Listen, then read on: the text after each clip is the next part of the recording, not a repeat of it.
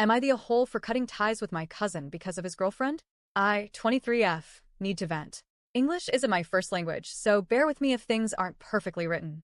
I've been bottling this in for too long, and I need outside opinions before I make a decision that could change my relationship with someone I grew up with. So, I have a cousin. Let's call him John, 26M. John and I have always been close. Not in a best friends kind of way, but the kind of closeness you only share with family you actually like. He's quiet, respectful, and sweet, so when he introduced us to his very first girlfriend, Jill, 22F, the whole family was genuinely excited for him. At first, I was curious and hopeful. John brought Jill to a game night I hosted, along with his sister Mimi, 24F, and a few other friends and partners. He and Jill arrived late, by about an hour, and when I greeted her warmly, she didn't even look at me. I brushed it off, assuming she was just shy around new faces. Later, while we were all settled in, John and I were goofing around playfully with balloon swords in the kitchen. We've always been comfortable like that, nothing inappropriate, just cousins being silly. Suddenly, Jill tugged John away into the living room. A few moments later, they came back saying they had forgotten something in the car and left. It wasn't until Mimi's boyfriend arrived and went to meet her outside that we learned what had actually happened. Apparently, John and Jill had gotten into a fight because she thought he was being too playful with me. I was dumbfounded. I mean, I'm his cousin. The accusation felt off, weird, even a little gross. When John and Jill returned, Jill's whole demeanor had flipped. She was suddenly sweet, chatty, and engaged. I thought maybe she just needed time to adjust and warm up. So I gave her a chance. I started chatting with her more, asking about her interests. I even tried to include her in the games. One of the games we played was AITA's, kind of like Werewolf, but with creatures and legends from African folklore. Jill insisted on being the narrator, even though she had no idea how the game worked. When I tried to explain, she dismissed me with, "I'll just say the names like in Werewolf." I gently corrected her, saying the names have meaning, and it's important to respect the culture behind it. She looked me dead in the eye and said loudly, "Well, I don't speak African, so..." There was a pause. My cousins and I, all from the African continent, exchanged a look. I sighed and let it go, not wanting to ruin the night. But it stung. It was more than ignorance. It was arrogance wrapped in casual racism. They left early that night. Jill claimed she had early classes the next day. Fair enough, but it was clear she was uncomfortable, and not just with the game. Over time, these little moments started piling up. Mimi confided in me that she didn't trust Jill. Apparently, Jill still stalks her ex on Instagram and gets jealous if she sees him with other women, calling them easy for kissing someone at a party.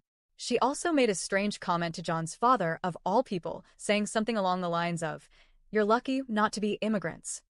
My uncle calmly told her they were actually from the African continent. She laughed and said, "Well, John's lucky to be with me then. I'm 100% white." That's when I realized this wasn't just a rough start. This was a pattern. The second time I saw her, my boyfriend and I invited them out to lunch. The entire car ride, she didn't say a word to me. She blasted music and only spoke to John. At lunch, John pulled me aside and told me that Jill felt excluded, and I should try to make more of an effort to include her. I was floored. I had been trying. I told him I'd try again, but only if she was willing to meet me halfway. Guess what? She didn't. Third time, she straight up ignored me at my uncle's house. No greeting. No smile. Nothing. Just cold silence. Christmas Eve, I hosted a picnic and invited the family.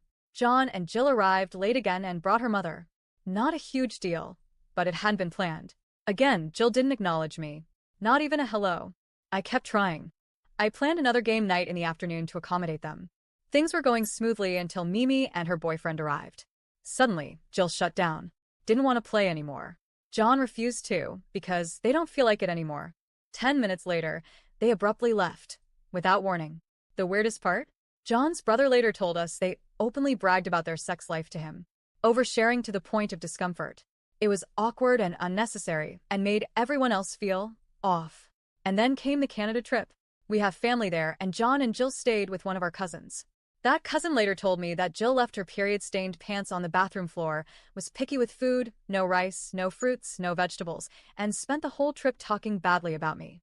She insulted me like I was a stranger, saying I was rude, cold, fake, all while staying under my cousin's roof. The worst part? John paid for everything, her clothes, jewelry, expenses. And now Jill wants them to move to Canada, claiming she found a nursing school for $10,000 a year, which John would obviously pay for. This, after she secretly dropped out of her previous nursing program and didn't tell anyone. John's parents tried talking to him, warning him about the lifestyle change. But Jill keeps pushing that Canada is their dream future. John visits his family only when he has to now. He told me recently that he feels imprisoned and unseen by his parents. And yet, he doesn't see what Jill is doing to all of us. Just yesterday, Mimi called and asked me to come over because John and Jill were visiting. She wanted to have an honest conversation with them. The moment Jill saw me, she wrote something on her phone and showed it to John. Suddenly, they had to leave to feed her mother's cats. It had apparently been 2 days. Mimi's boyfriend asked if they couldn't at least stay for a bite, and Jill brushed him off with a series of half-hearted excuses. I tried to buy time by showing John a short film we made. As soon as it ended, Jill pulled out her phone again. John stood up and said they had to leave. I invited them to my mother's birthday next month. Jill responded with, "We'll see if our schedule allows." John hasn't seen my mother in 6 years, but apparently, Jill's schedule takes priority. Then Jill rattled off all the things they had to do next week. Visiting her family, her friends, her neighbors, a baptism. I realized then, she just doesn't want to hang out with us. And John is letting it happen. I sent John a message later saying it felt like I needed to make appointments with Jill's secretary just to see him. He responded that he's doing his best, and that I should be more mature and talk to Jill. Because he's trying to include my boyfriend in things, which, by the way, he barely speaks to him. He told me I'm being cold and should be more welcoming. At that point, I nearly lost it. After everything, he wants me to be the one to extend the olive branch? We already tried talking to her, calmly and respectfully. She got angry, stormed out, and John excused it all with "she's just like that." So here I am, exhausted, hurt, watching my cousin drift further and further from the people who love him because of someone who seems determined to isolate and control him. I don't hate Jill. I honestly pity her. But I can't keep setting myself on fire to keep their relationship warm. I'm tired of being treated like a threat, like a stranger, like a burden. So, am I the a-hole if I just cut ties with John until he either wakes up or lets me go completely? I'm open to honest advice. I just don't know if this is me giving up or finally protecting my peace.